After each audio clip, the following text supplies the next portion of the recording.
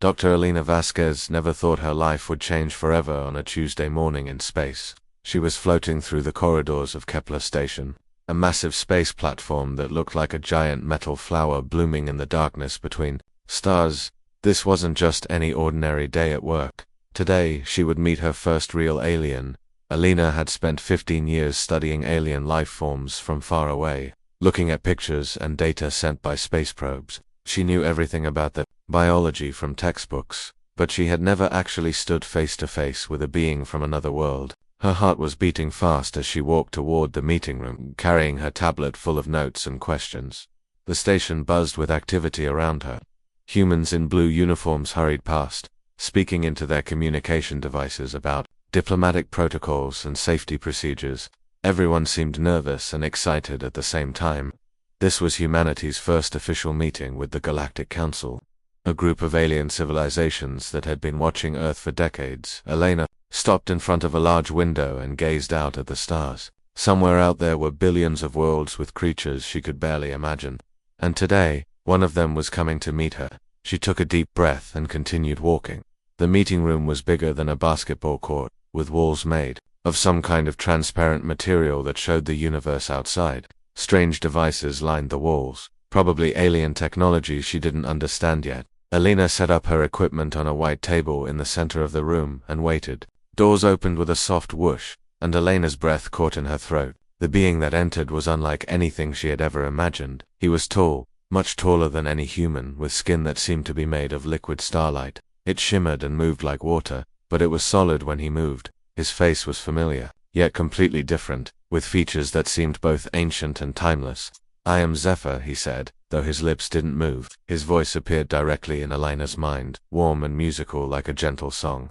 "I represent the Luminari people." In this first contact protocol, Elena tried to speak but realized her voice had disappeared somewhere in her amazement. She cleared her throat and managed to say, "I'm Dr. Elena Vasquez. I'm here to learn about your biology and culture."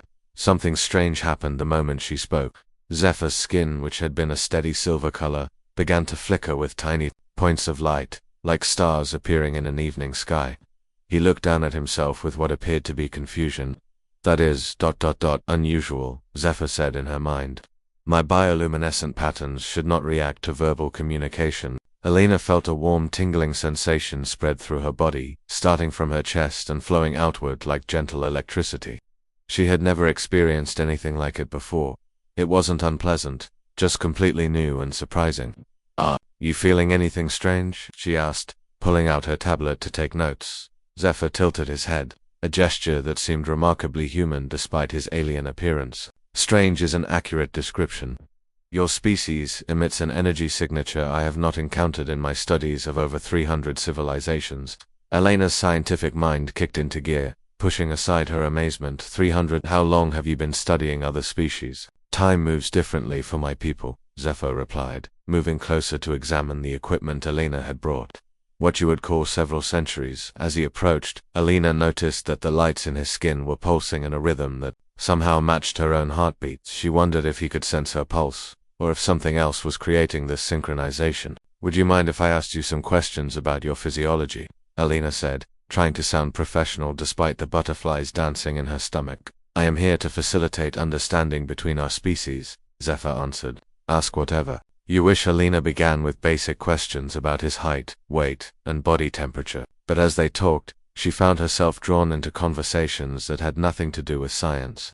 Zephyr was curious about human emotions in a way that surprised her. "Your people speak of love," he said at one point, his mental voice carrying a note of genuine curiosity. "This concept is difficult for my species to understand. We have bonds of logic and mutual benefit, but this love you describe seems to serve no practical purpose." Elena found herself smiling. "That's exactly what makes it so important to us. Love doesn't always make sense. It's not about logic or benefit, it's about connection, about caring for someone even when it's difficult or complicated." The lights in Zephyr's skin brightened noticeably. "Connection," he repeated the word as if tasting something new. "Yes, I believe I am beginning to understand this concept through our interaction." Hours passed like minutes as they talked. Elena showed Zephyr pictures of Earth, explaining human art and music and poetry. She played him a recording of rain falling on leaves, and watched in amazement as his entire body glowed with soft blue light. "Your world sounds beautiful," Zephyr said. "My planet is ... efficient. Everything serves a purpose. Nothing exists simply for the joy of existing."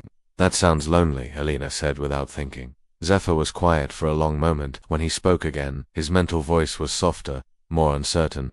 "I have not considered loneliness before today. But yes, I believe that word describes something I have carried for a very long time." Alina felt her heart ached for this incredible being who had somehow lived for centuries without experiencing the simple pleasure of enjoying a sunset or laughing at a silly joke. She found herself wanting to show him all the beautiful, pointless, wonderful things that made life worth living. "What brings you joy?" she asked. "Joy is not a concept my people pursue," Zephyr replied. "We seek knowledge, efficiency, harmony with cosmic forces." "But what about you personally?" Alina pressed. "Not your people, just you. What makes you feel ... good?" Zephyr looked at her for a long time, his skin shifting through colors she didn't have names for. "This conversation," he said finally. "This conversation makes me feel something I have never experienced before. If this is what humans call joy, then speaking with you brings me joy." Alina felt warmth spread through her chest again, stronger this time. There was something happening between them, something that went beyond cultural exchange or scientific research. She could see it in the way his lights responded to her voice, feel it in the strange energy that seemed to flow between them when they spoke.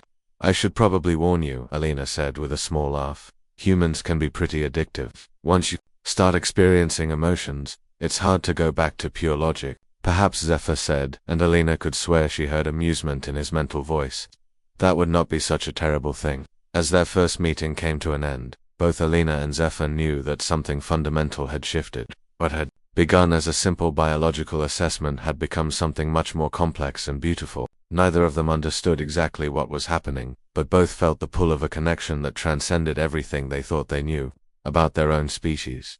When Zephyr finally left the meeting room, Alina sat alone for a long time, staring out at the stars and wondering what she had gotten herself into. She had come to Kepler Station to study an alien, but instead, she had found something she never expected to find so far from home. She had found someone who made her feel like the universe was full of infinite possibilities. Little did she know that this feeling was mutual, and that their connection would soon challenge everything both of their civilizations believed about love, consciousness, and what it meant to be alive in a vast and mysterious cosmos. 3 weeks had passed since Alina's first meeting with Zephyr, and their daily conversations had become the highlight of her time on Kepler Station. What started as scientific research had grown into something much deeper and more complicated. Every morning, Alina found herself rushing to their meeting room, excited to share new human experiences with this extraordinary being who was slowly learning what it meant to feel. Today felt different though. Zephyr's usual calm presence seemed troubled when he entered their workspace. His skin, normally a steady flow of silver light, flickered with darker patterns that Alina had never seen before. "Something is wrong," she said immediately, setting down her tablet. "What happened?" Zephyr moved to the large window overlooking space, his tall frame casting strange shadows from his internal light.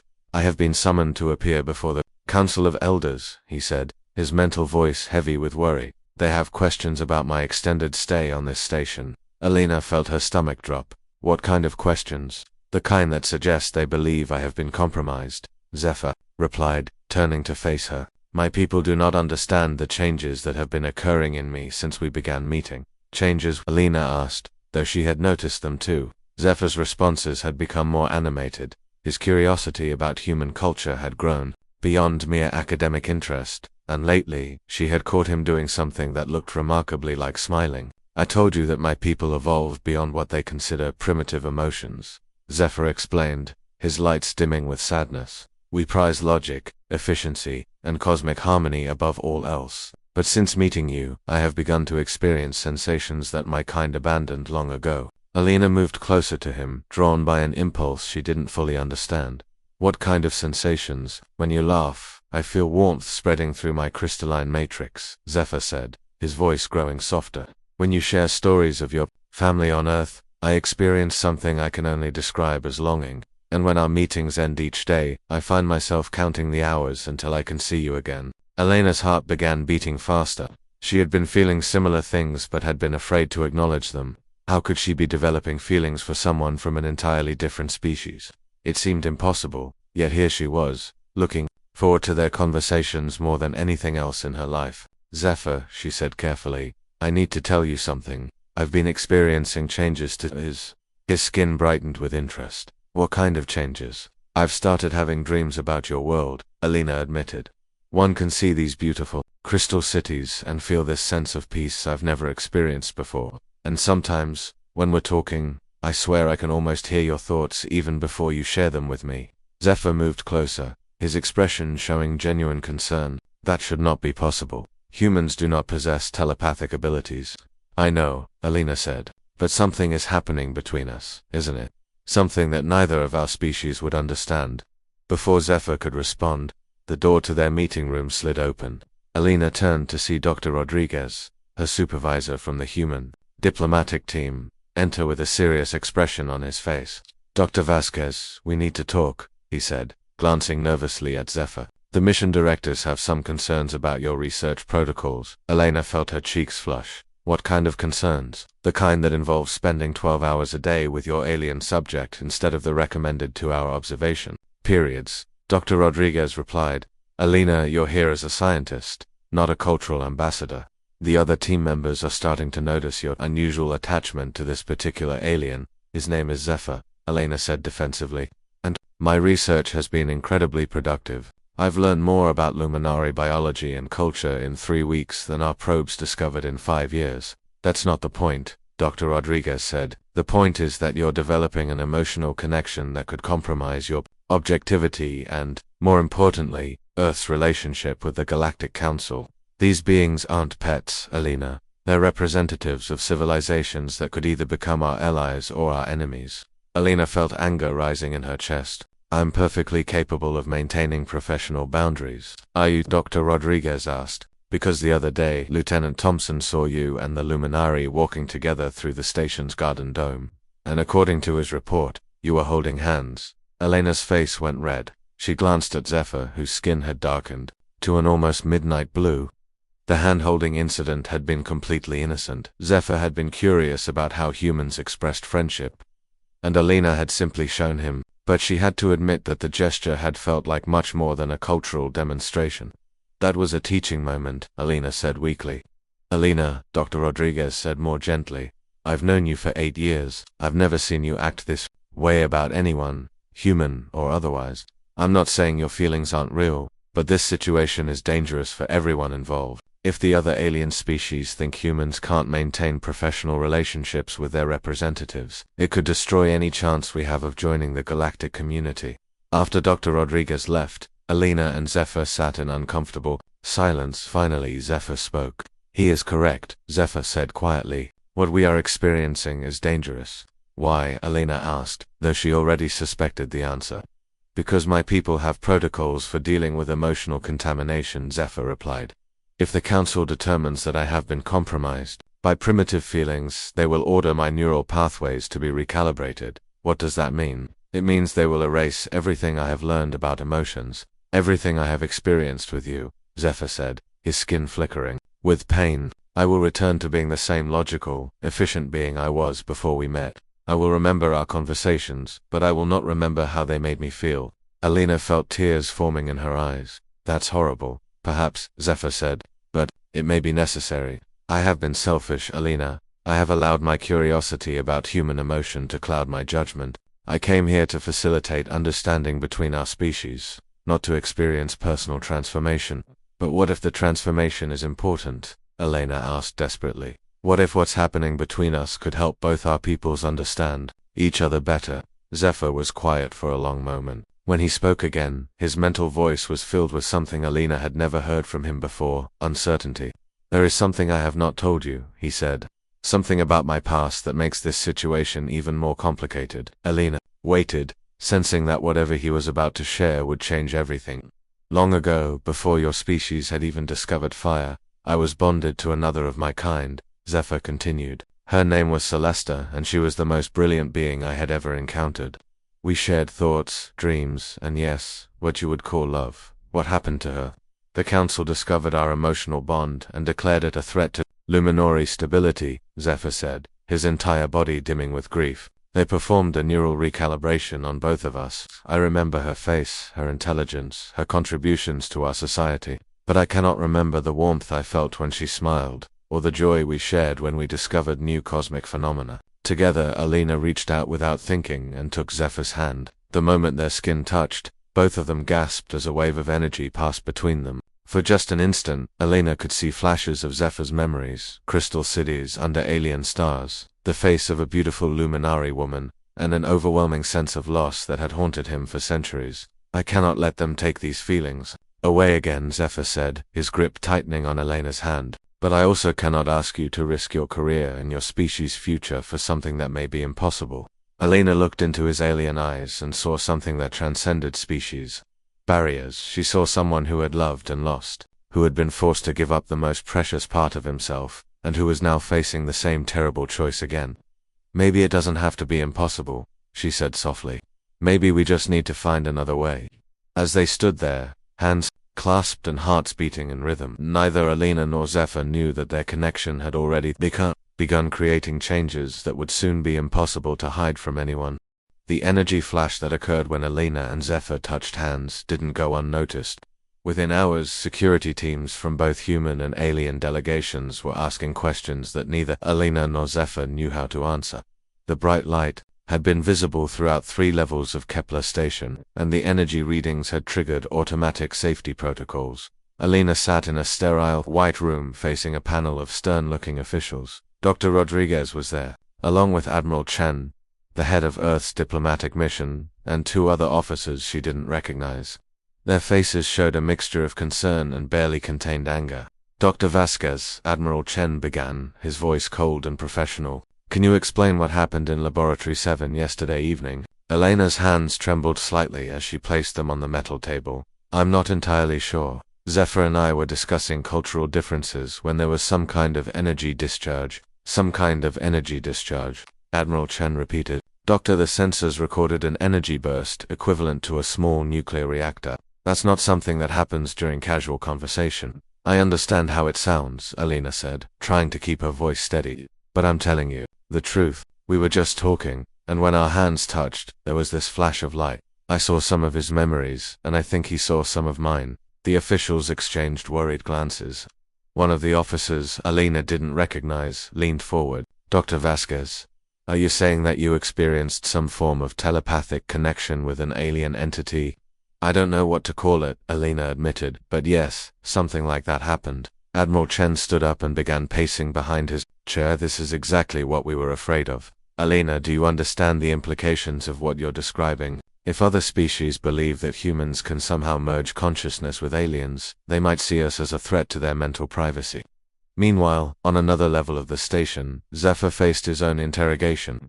Elder Quintal had arrived from the Luminari homeworld, bringing with him 2 other council members and a device that looked like a crystalline spider made of pure light. Zephyr recognized it immediately, a neural scanner capable of reading every thought and memory in his mind. Zephyr of the Third Harmony, Elder Quintal spoke in the formal tones reserved for official proceedings. You have been charged with emotional contamination and species betrayal. How do you answer these accusations?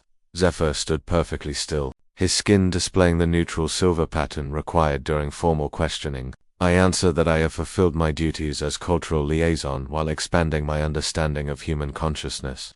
Expanding your understanding? Elder Quintal's crystalline features showed disapproval. You have allowed primitive emotions to corrupt your neural pathways. The energy burst you created with the human female was detected across 17 star systems.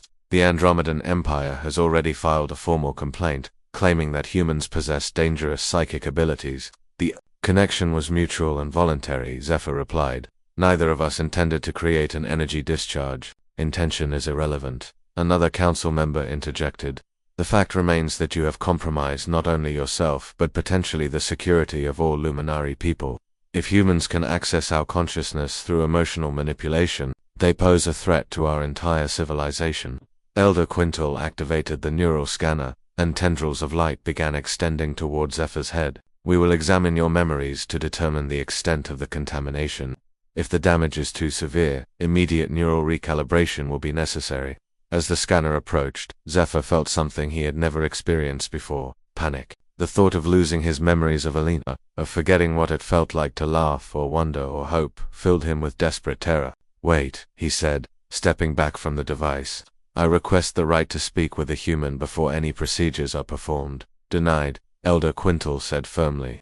"Contact with the contamination source will only worsen your condition." While both Alina and Zephyr faced their separate tribunals, Dr. Zarathustra, a renowned scientist from the Peaceful Vegan Confederacy, was conducting her own investigation in the station's lower levels. She had been studying the energy readings from the incident, and what she discovered made her rush to find both Alina and Zephyr before it was too late. Dr. Zarathustra was a small, blue-skinned being with large, intelligent eyes and 6 delicate arms that moved independently as she worked. She had spent her life studying dimensional physics and consciousness transfer, and the data from Alina and Zephyr's connection showed patterns she had only seen in theoretical models. "This is impossible," she whispered to herself as she reviewed the scans for the 5th time. "They've created a stable quantum emotional resonance. The textbooks say this can't happen between different species."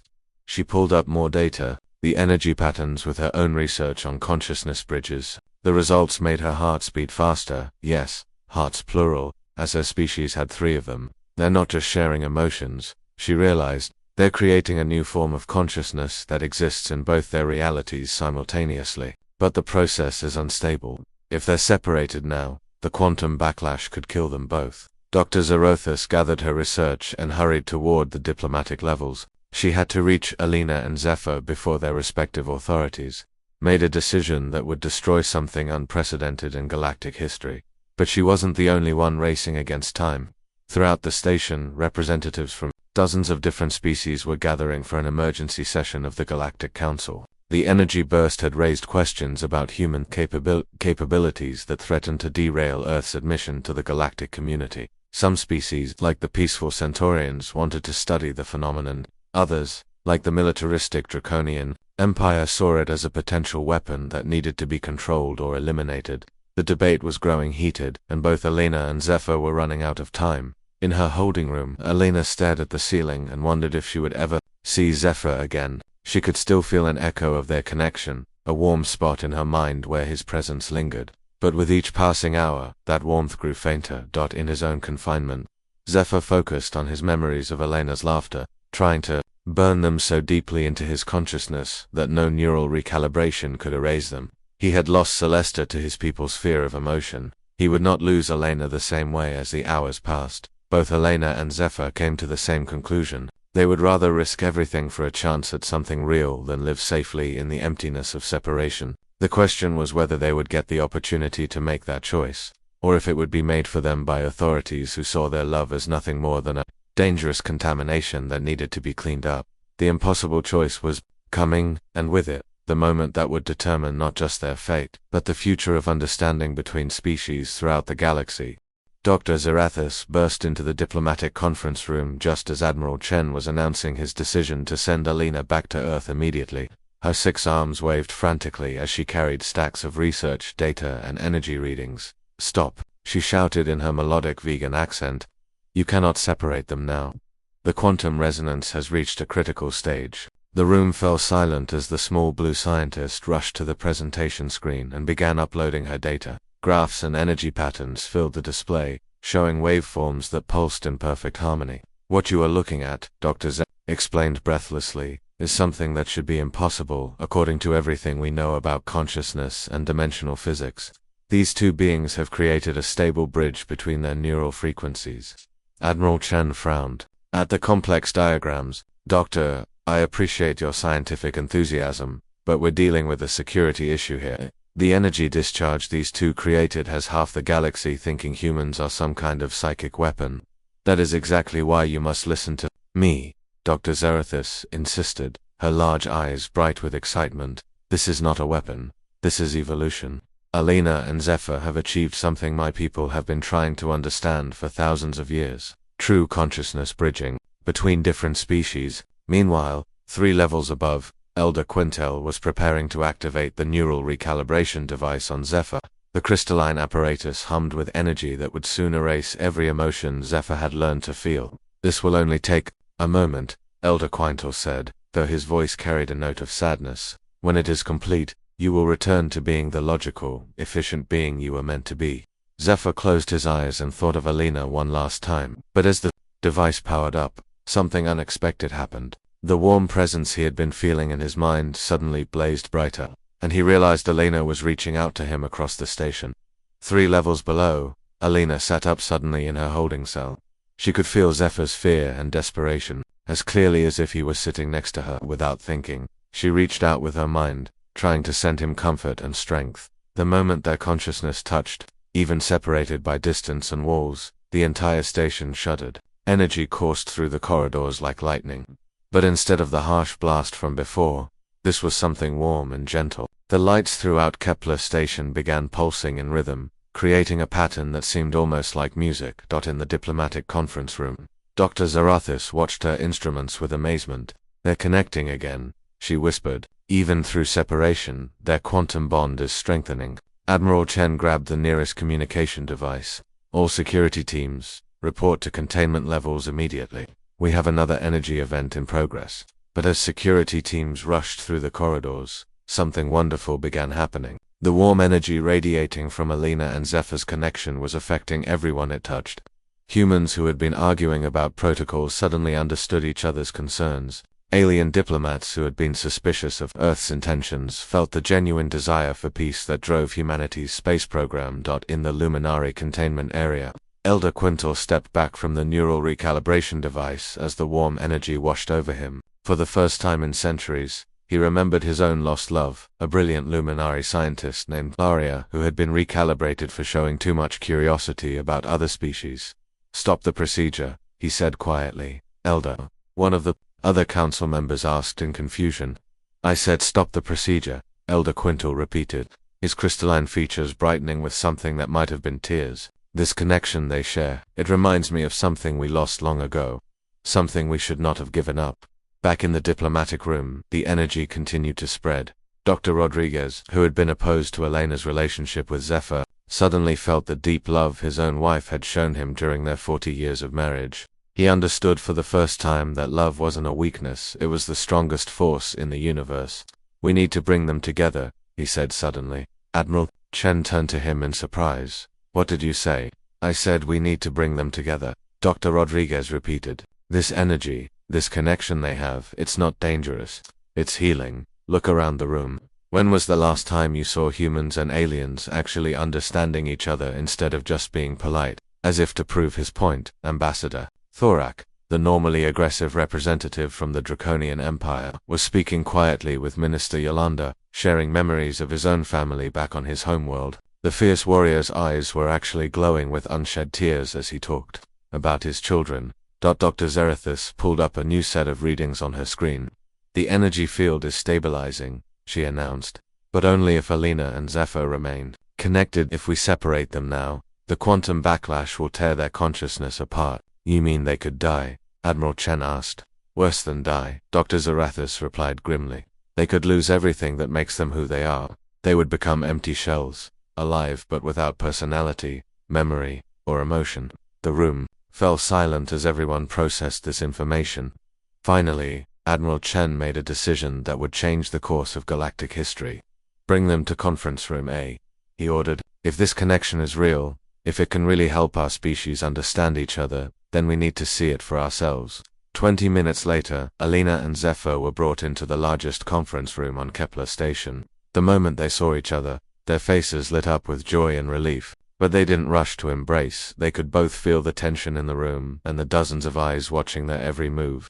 Alina, Zephyr said aloud, his voice carrying his usual musical quality but now tinged with very human emotion. You hurt? I'm fine, Alina replied, her eyes never leaving his face. I was so worried about you. I could feel your fear when they tried to use that device. You felt that? Dr. Zarathis asked excitedly, from 3 levels away and through containment shields. We feel everything each other feels now, Alina said simply. Joy, fear, hope, sadness, it's all shared between us. Elder Quintal, who had been standing quietly in the corner, stepped forward. Show us, he said softly. Alina and Zephyr looked at each other uncertainly. Show you what? Alina asked. Show us this connection, Elder Quintal said. Show us what my people gave up when we chose logic over love. Alina and Zephyr moved toward each other slowly, their eyes locked. When they were close enough to touch, they reached out simultaneously and took each other's hands. The moment their skin made contact, the room filled with gentle light. But this time, instead of a sudden burst of energy, the light grew slowly and warmly, like a sunrise. And with the light came something else, emotions and memories that everyone in the room could somehow feel and see. They saw Elena's childhood on Earth, running through fields of wildflowers with her sister. They felt Zephyr's wonder when he first saw the rings of Saturn through a telescope. They experienced the loneliness both had carried before finding each other, and the incredible joy of discovering that love could exist between beings from different worlds. But most importantly, they felt the hope that radiated from Elena and Zephyr's connection. Hope that understanding was possible, that differences could be bridges instead of walls, and that consciousness itself was far more flexible and beautiful than anyone had imagined. When the light finally faded, there wasn't a dry eye in the room. Even the most logical beings present found themselves moved by what they had witnessed. That, whispered Dr. Zerathis, is the most beautiful thing I have ever seen. 6 months after what historians would later call the Kepler resonance event, the galaxy had become a very different place. Elena and Zephyr stood together on the observation deck of their new home, a space station built specifically for interspecies research and understanding. Through the massive windows, they could see ships from dozens of different worlds docking with the facility. I never imagined it would grow this fast, Elena said, watching a group of young beings from various species walking together through the station's corridors. Some were human children, others were young Luminari, and still others belonged to species that had been discovered only recently. Zephyr's hand found hers automatically, their connection now so natural that they barely noticed the gentle glow that surrounded them when they touched. Change often happens quickly once it begins, he replied. Fear and misunderstanding took centuries to build. Love and connection can tear them down in moments. Their love story had done more than create a new form of consciousness. It had sparked a revolution in how species throughout the galaxy viewed each other.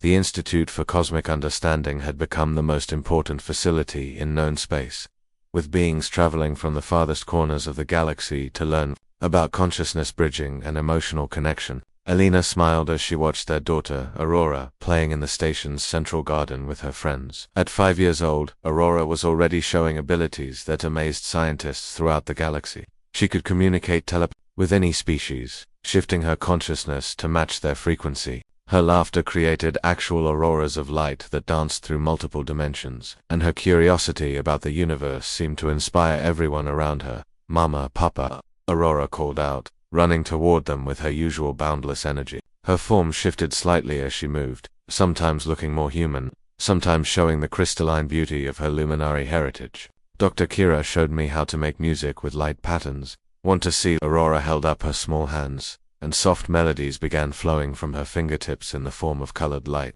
The music was unlike anything either human or had ever created. It somehow combined the emotional depth of human art with the cosmic harmony that Luminari prized.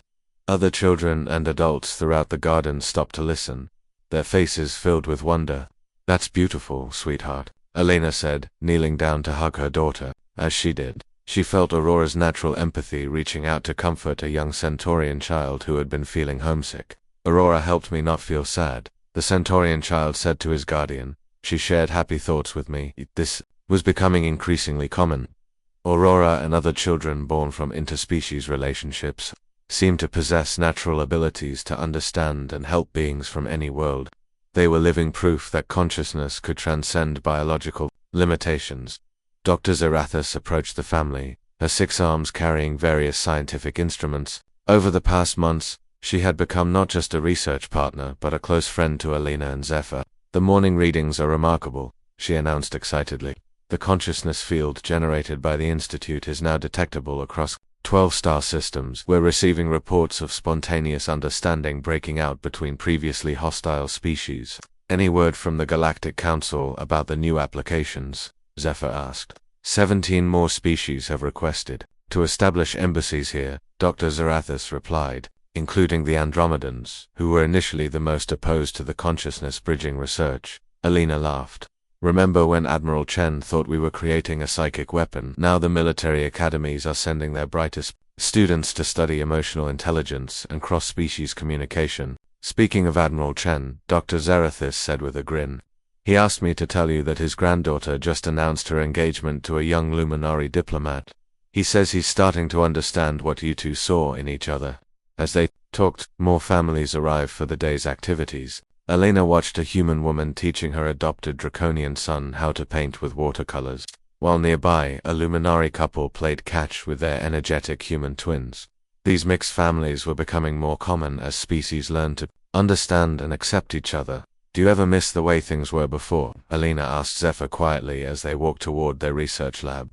When your life was logical and predictable? Zephyr considered the question seriously, his skin showing the warm golden patterns that now indicated contentment. I miss the simplicity sometimes, he admitted, but I would not trade a single moment of complexity for all the logical harmony in the universe. Before I met you, I existed. Now, I live. Their research lab was a marvel of combined human and alien technology. Elena's biological expertise merged with Zephyr's understanding of consciousness. Frequencies had led to breakthroughs that benefited species throughout the galaxy. They had developed new ways to help beings understand each other, techniques for healing trauma across species lines, and methods for creating peaceful communication even between traditional enemies. Today's project, Elena asked, reviewing their schedule. Ambassador Thornax from the Rigel Confederation is bringing her son, Zephyr replied. He's been having difficulty communicating with other species since their family moved to a multi-species colony. She's hoping we can help him develop better connection skills. This had become one of their most important functions, helping young beings learn to navigate relationships across species boundaries. Elena and Zephyr had discovered that their own connection techniques could be taught to others, though few achieved the complete consciousness bridging that they shared. As they prepared for their appointment, Elena reflected on how much her life had changed. She had started as a xenobiologist studying alien life from a distance. Now she was living proof that love could literally transform consciousness and create new forms of life. Do you think Aurora will choose to work with consciousness bridging when she grows up? Elena asked. I think Aurora will choose to do whatever makes the universe a more connected place, Zephyr replied. Whether that's science, art, diplomacy, or something we haven't imagined yet. Their conversation was interrupted by an announcement over the station's communication system. Dr. Vasquez and Zephyr, please report to the main conference room. We have incoming vessels from the Outer Rim territories requesting immediate assistance with a first contact situation. Elena and Zephyr exchanged glances. First contact situations had become their specialty, using their connection abilities to help newly discovered species integrate peacefully with galactic civilization. Ready for another adventure? Elena asked, taking Zephyr's hand. With you, Zephyr replied, I am ready for anything. As they walked toward the conference room, passing through corridors filled with beings from across the galaxy working, learning, and playing together, Elena marveled at what they had created. What had started as an impossible love between two incompatible species had become the foundation for a new era of galactic peace and understanding. Their love hadn't just shocked the galaxy, it had transformed it. And as they faced whatever new challenges awaited them, Elena and Zephyr knew that together, they could overcome anything the universe had to offer. After all, they had already proven that love truly was the most powerful force in existence, capable of bridging any gap and creating miracles that changed the course of history itself. Aurora's laughter echoed through the corridors behind them, accompanied by dancing lights that seemed to whisper a promise to the universe. This was only the beginning.